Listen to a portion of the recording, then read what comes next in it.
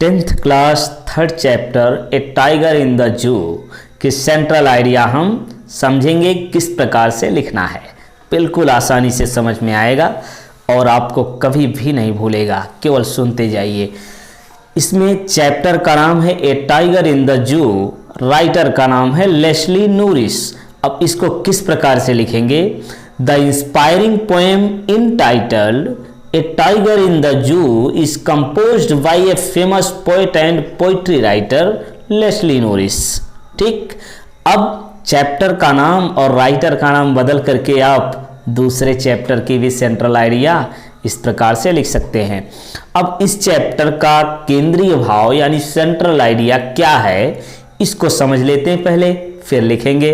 तो क्या है कि कवि वह शेर जो जंगल में स्वतंत्र रूप से रहता है उसके बारे में, और वही शेर जब पिंजरे में बंद हो जाता है तो उस शेर के जीवन की कल्पना किया है, तुलना किया है। इस चैप्टर में किस प्रकार से कवि ने तुलना किया है, इसको हम लिखेंगे ऐसे। In this poem the poet compare the life of cage tiger and free tiger. In this poem the poet compared the life of cage tiger and free tiger. यानी इस पोएम यानी इस कविता में कवि जो शेर पिंजरे में बंद है और जंगल में स्वतंत्र है उस शेर की तुलना किया है।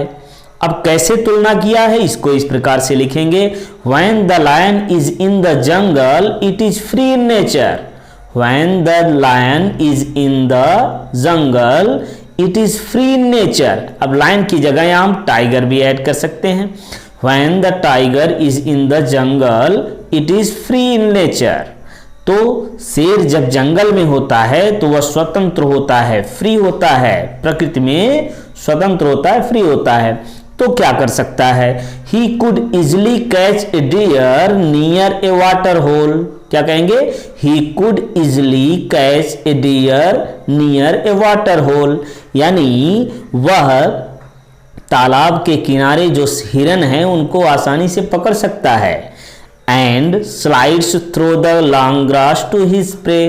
And slides through the long grass to prey. और वह शिकार के लिए बड़ी बड़ी घासों पर सरक सरक करके शिकार कर सकता है, आनंद ले सकता है। आगे तुलना किया है, जो शेर बंद है उसको कैसे लिखेंगे? पिंजरे में जो बंद है शेर, उसके बारे में कवि ने किस प्रकार से कहा है? But if the tiger in the cage he could not do so. लेकिन जो शेर जंगल में, जो शेर पिंजरे में बंद है वह ऐसा नहीं कर सकता है। फिर क्या कर सकता है? He only hears the voice of car. He only hears the voice of car and looks the brilliant stars. वह केवल कार यानी गाड़ियों की आवाज को सुन सकता है और जो आसमान में चमक रहे हैं सितारे यानी चमकते हुए सितारों को केवल देख सकता है। इस प्रकार से सेंट्रल आइडिया हम लिखेंगे। इसको सुनिए, याद कीजिए और एग्जाम में लिख करके आइए।